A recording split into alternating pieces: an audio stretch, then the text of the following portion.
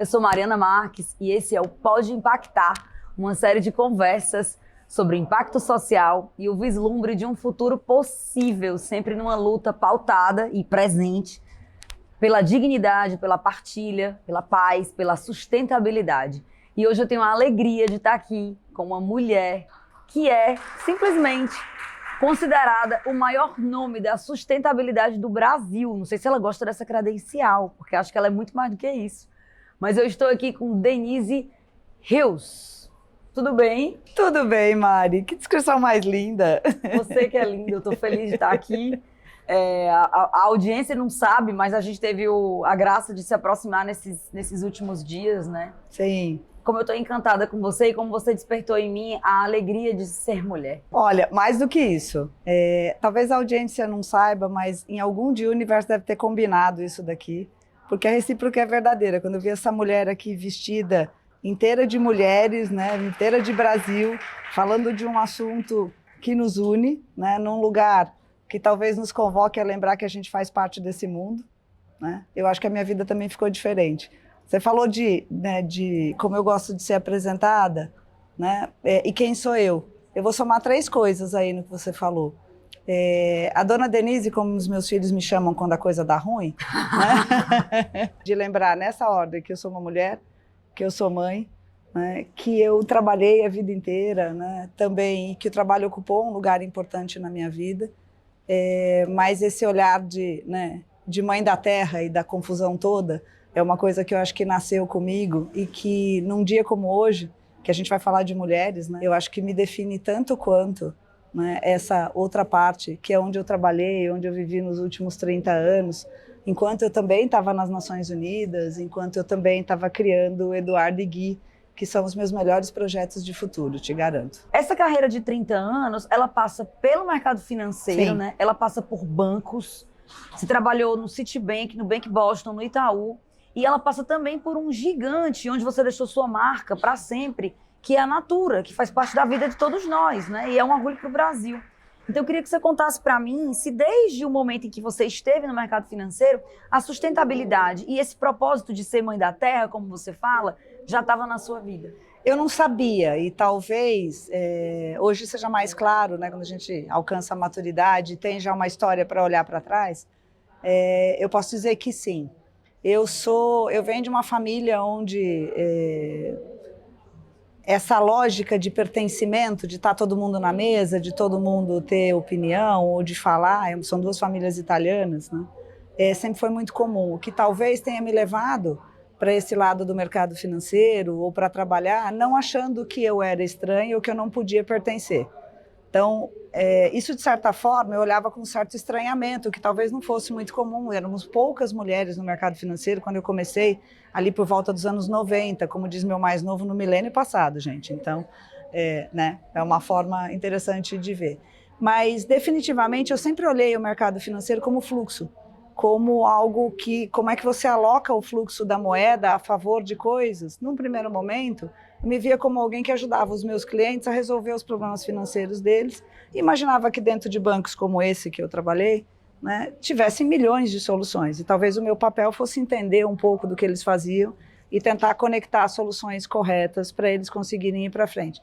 O que já desenvolveu muito cedo para mim um olhar de relacionamento, da importância dessa troca, né, e de como você está a serviço dessas trocas. Ao crescer no mercado financeiro, que era um lugar muito árido ainda, né, numa época de inflação de Brasil, imagina que meu primeiro MBA na vida foi o confisco do Plano Collor. Imagina o que é você passar a mão no telefone e ligar para o seu cliente que tinha uma folha de pagamento e dizer 50 mil reais. Então, eu digo que a vida também me mostrou o quanto o dia nascer, exatamente como a gente conhece, não está exatamente combinado. E que o futuro é alguma coisa que a gente define em microdecisões todos os dias. E falando dessas microdecisões, né, quando os meus filhos nasceram, eu acho que me tornar mãe foi o primeiro acender a favor de que eu estou colocando horas do meu dia, o meu conhecimento, a inteligência, a oportunidade que eu tenho de ter nascido onde eu nasci, de estar no mercado financeiro. E foi aí que, por exemplo, o nascimento do Edu foi a primeira mudança. Eu saí do mercado financeiro tradicional e continuei num pedaço da indústria que era a criação da indústria de fundos de investimento. né, que mudou a vida das pessoas físicas e tudo mais, e começou a me conectar no porquê que eu devia te assessorar, devia te orientar melhor sobre como colocar o seu dinheiro que você ganha hoje a favor da vida que você vai precisar usar no futuro. E isso foi muito mágico para mim. Então foi o primeiro lugar onde eu saí de um mercado mais corporate, grandes empresas, e fui trabalhar com pessoas físicas, para elas refletirem como o dinheiro funcionava na vida delas. Coincide com esse momento também o nascimento da indústria de fundos. 3 anos depois, né, eu escolhi ter o Gui. O Gui se o Eduardo é meu filho mais, né, o Eduardo hoje trabalha no mercado financeiro com impacto, inclusive. O Gui o segundo filho é sempre aquele que vem para disruptar. E como você estava falando, eu acho que os dois representam o meu pé no contemporâneo. Eles me mantêm pertencendo a este tempo. E eu vejo, por um olhar de filhos, né, um legado que vai viver nessa terra, nesse planeta, nesse mundo, mais do que eu. Então é como se eu estivesse plantando mesmo sementes do futuro. E isso me inspira a dizer, será que a gente não pode mesmo fazer melhor o que a gente sempre fez? Será que as decisões que a gente está tomando hoje, elas continuam adequadas para os desafios que a gente está vivendo? E aí foi o meu segundo acordar para a sustentabilidade. Eu comecei a migrar, tá? Eu era responsável por todas as carteiras de fundos exclusivos dentro do Itaú, que desenhava produtos financeiros que resolviam, entre aspas, os desafios de você guardar dinheiro para sua vida. Seja você uma empresa, seja você uma grande família, seja você uma pessoa física. E aí me perguntava, eu falava, gente, assim, o que é explicar para as pessoas, né?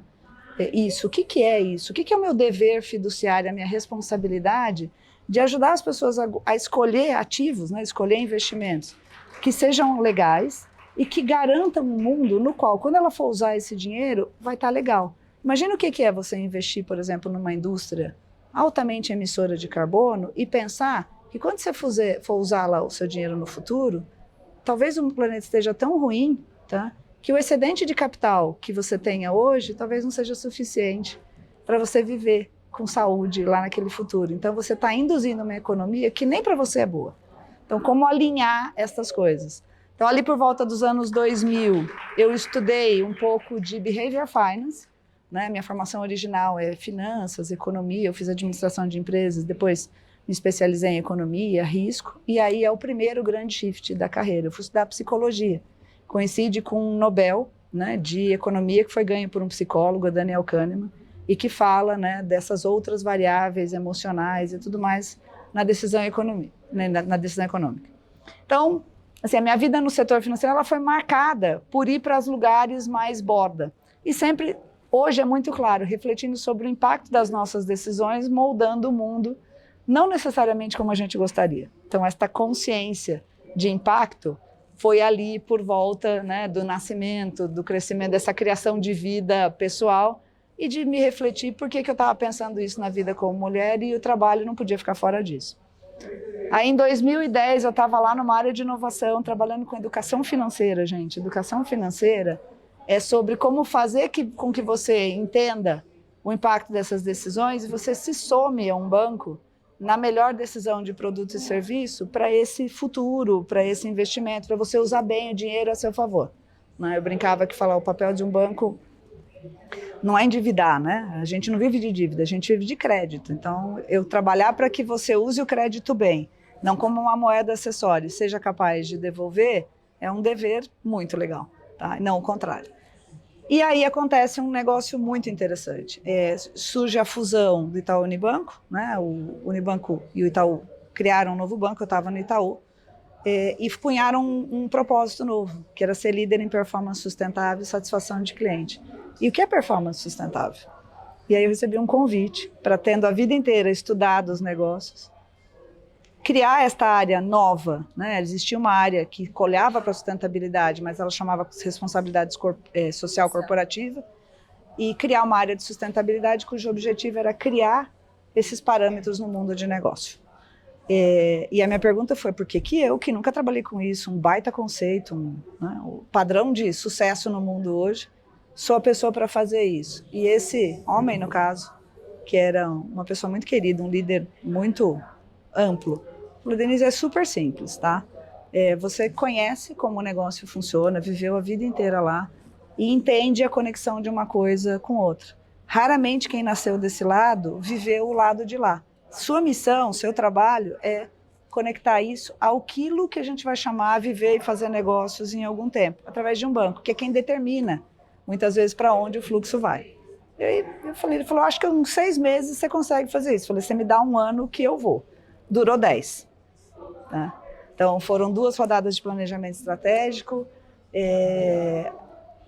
compromissos públicos com carbono, impacto social, né? Os primeiros avanços em sustentabilidade coincide também com uma liderança muito grande de Brasil, no jeito de medir risco, principalmente ambiental e depois social, e começar a incorporar isso na indústria financeira. Acreditem ou não, o Brasil é um dos principais países que começou a metrificar e a trabalhar com o risco socioambiental nos bancos, por um entendimento talvez dessa potência do que significa sociedade e natureza naquilo que é uma nova economia que está emergindo agora, considerando impacto como não opcional, mas como principal valor. Tá?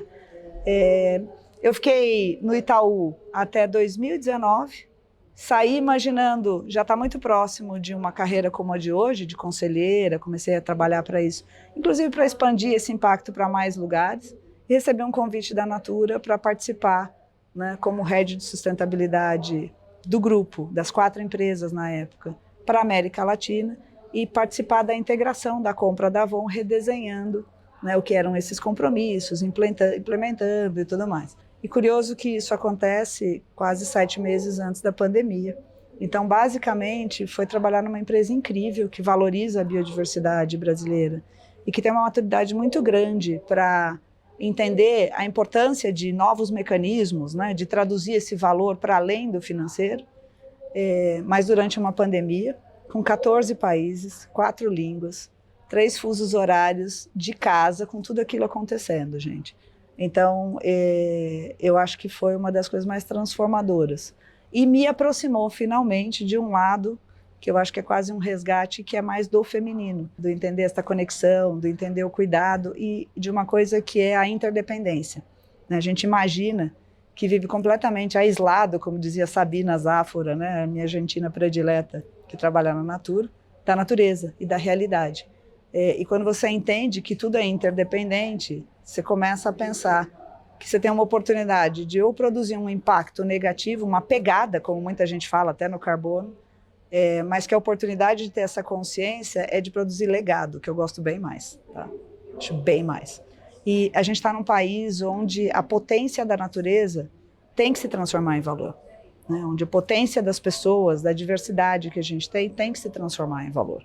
Então, eu sou uma otimista por convicção, mas é porque eu trabalho para isso acontecer, tá? E eu acho que essa é a maior contribuição que eu posso dar, além de Eduardo e Guilherme. Coisa linda. Eu fico pensando, né, só para a gente fechar esse momento Natura, como é emblemático para o país que uma marca que seja tão próxima da gente como mulher, como meninas que nós fomos, né? Se relacionar com o planeta dessa forma, se relacionar com o Brasil dessa forma. E isso é sintomático para o resto das iniciativas que a gente precisa ver, precisa olhar, nos inspirar nisso, né? Eu me sinto abraçando o planeta, se tomando um banho de planeta quando Sim, não é mágico. É mágico, é mágico. E isso me leva a pensar também em como a gente, de certa forma, ou de todas as formas, mora no paraíso, né?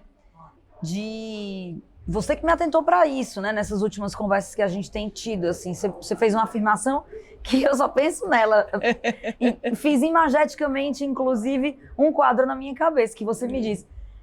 A gente estava falando de aquecimento global e da dificuldade que as pessoas estão passando hoje nos Emirados Árabes a 58 graus, da necessidade da transição energética, e você disse, nós moramos nos Jardins do Éden. Pois é, e a gente não tem consciência disso, né? Essa afirmação, inclusive, vem de um dado histórico, né? Quando os espanhóis, por exemplo, entraram pela Amazônia, nos países de língua hispânica, do outro lado do continente, ao mesmo tempo que nós entramos aqui, você vê que as descrições históricas por exemplo, desse bioma, elas parecem muito com os Jardins do Éden.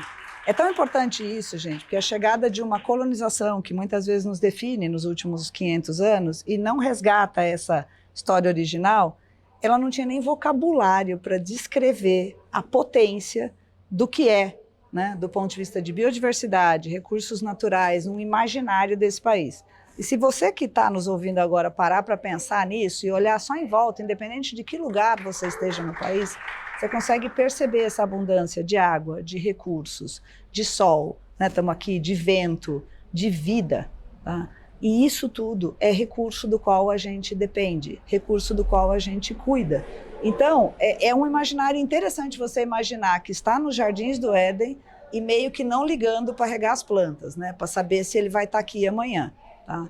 Então, essa conexão, né, essa interdependência... Tomando o Jardim do Éden como uma coisa garantida, né? Exatamente, como se o fundo. sol fosse nascer igual amanhã, mesmo sabendo que se você é que nem eu, brasileiro, está morando aqui e algum dia prestou atenção na previsão do tempo, nem que seja para botar um casaco, sabe que nos últimos 10 anos, eu, que moro em São Paulo, comprei uma lareira para pôr em casa.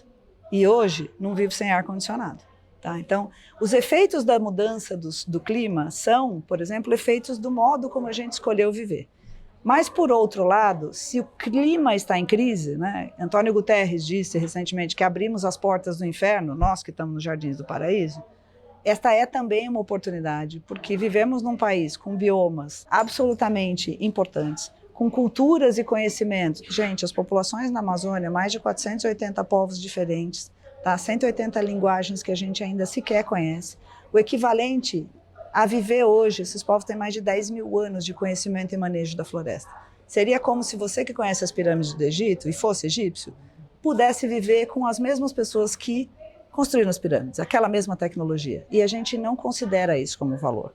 Então, a biodiversidade, né, o entendimento desse valor da natureza e da sociedade, dos povos tradicionais, como conhecimento, como tecnologia, a gente não pensa que a natureza é uma tecnologia, mas eu e você estamos respirando porque um sistema florestal e os oceanos estão capturando o carbono e transformando essa camada de vida que funciona entre o chão e o vazio do universo. Então, tudo isso, tá, é sobre o que a gente faz todo dia trabalhando. Nós tomamos milhares de decisões todos os dias e a simples consciência de que uma decisão A ou B pode mudar, né, o jeito como a gente consome, escolhe, valoriza, chama de bonito, chama de feio, diz que é mais moderno, diz que é mais antigo e pode acelerar ou não, tá, o caminho da solução. E o Brasil ocupa um espaço muito importante. Tem mais de 60% do território, muitas vezes desconhecido para a maioria dos brasileiros, num dos biomas com a maior diversidade da biodiversidade do mundo, a última floresta tropical, que se não é também, né, um dos maiores riscos, a maior razão de emissão de gases de efeito estufa no Brasil é a queimada, é o uso da terra, é o desmatamento. Por outro lado, ela é a grande solução. Então, como criar, né, nesse modelo econômico que a gente chama de uma sociobioeconomia de floresta em pé, com valorização desse conhecimento tradicional, que maneja tudo isso e que é uma das maiores riquezas e é a solução para a crise do clima, tá? Principalmente incorporando as pessoas nesse novo modo de viver, gerir, chamar de conhecimento e, inclusive, fazer negócio, fazer empresa, fazer impacto. Então, eu falo sempre que o impacto não é opcional. Respira, está emitindo carbono. Queria te contar. E se alguém não tratar desse problema no universo, amanhã a gente não respira mais, tenta ter uma ideia inteligente, vai comer mal, porque não tem florada de café, nem cacau, se você gosta de chocolate, funcionando quando a temperatura está nesse nível de oscilação.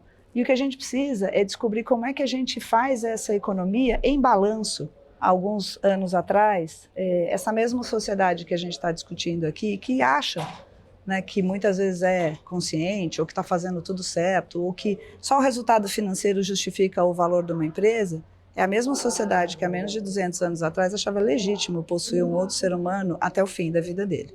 Então, esse resgate dessa consciência ética de direitos humanos, como esse, uma casa a que todos nós pertencemos, tá? Esse resgate de um mundo feito para quem está neste mundo, é cada vez mais a consciência que deve orientar também os negócios. Então, sem nenhum demérito, né? Se lá atrás foi adverso, talvez, mesmo para você ou para mim, cheguei um pouco mais cedo, tá? Ser uma mulher no mundo dos negócios, num mundo que é 50-50, por que uma mulher não pode ou não deveria, ou esse deveria ainda ser um sistema adverso, né? Então a gente está falando muito disso hoje, isso é regulação já. Então garantir condições dignas e acesso, né, de quase é a declaração básica de direitos humanos, também nos negócios, também na sociedade, é um imperativo, inclusive para as empresas. Por quê? Porque as empresas geram um impacto muitas vezes no ambiente e na sociedade tão grande quanto os países. Dos 200 maiores PIBs do mundo, 150 são empresas. Então, a importância de somar, né, as empresas, o lugar onde eu trabalho, né, onde eu vivi a vida toda, nessa consciência, nessa ação coletiva, para considerar o impacto algo tão importante quanto o resultado financeiro. No momento em que você fala isso, eu penso que justiça climática, isso me foi ensinado, não sou eu que estou dizendo, justiça climática não se separa de justiça social. Não, nunca. Né? Caminham juntas, né? É isso. Denise vai dar a sua mensagem final. Eu ficaria aqui mais um dia, como tá claro, aí, ouvindo essa aula. Mas eu queria te convidar, te agradecer pela companhia, né? E te convidar para ouvir e assistir os outros episódios de Pode Impactar nas plataformas do Diário do Nordeste. E me despedir aqui, sou Mariana Marques, essa comigo foi Denise Rios. Tenho certeza que esse não é nosso último encontro, o próximo pode ser que não seja transmitido, mas algum pode ser que sim. Então, eu te vejo, Denise vai passar sua mensagem final, aí sua palavra de partilha e evangelização climática. Quero que você que está se vendo nesse momento, assistindo a gente, pense nas milhares de escolhas que você faz todo dia, do supermercado ao lugar onde você trabalha, né, da consciência de que uma escolha sua pode determinar o mundo como a gente quer. O futuro, gente, ainda não está 100% posto. Ele depende, exceto no Japão, que já amanheceu, só temos 24 horas desenhadas na frente. Então, essa consciência de que coletivamente, né, podemos construir o futuro no qual desejamos, acho que o Carlos do Pacto falou isso, vamos olhar para esse lugar e tentar, todo dia, alinhar todas as micro decisões que a gente tem, o máximo possível, a coisas que, inclusive, aquecem o coraçãozinho, como a gente diz lá em casa, tá? Então, pensem nisso. O futuro vai ser aquilo que individualmente a gente desejar e coletivamente conseguir mobilizar. E eu acho que, numa conversa como essa e num país como esse, a gente tem milhares de melhores alternativas do que as que estão postas e que vão requerer, às vezes, um mínimo esforço de atentar para essa consciência. Então pensem nas suas escolhas, tá? E todos os dias a gente vai conseguir avançar um pouquinho mais rumo a esse lugar que é bem mais divertido, bem mais legal do que o que a gente está vivendo hoje. Eu espero. E pensando no Ceará também, essa quantidade de vento, de sol, de água e como essa energia é mobilizadora de uma energia que pode ser limpa. Então a natureza é energia. E agora ela inclusive está alimentando seu computador. É isso, galera. A gente se vê. Eu estou muito feliz com essa conversa hoje, com os outros episódios. Eu queria que você participasse do Pode Impactar, mandasse aí sua notícia, acompanhasse a gente pelas plataformas do Diário. E a gente se vê em breve. Um beijo para você e até a próxima. Beach Park. A onda é ser feliz agora. Apresentou Pode Impactar com Mariana Marques. Patrocínio Instituto Aço Cearense e M. Dias Branco. Realização Somos Um, articuladora de negócios de impacto.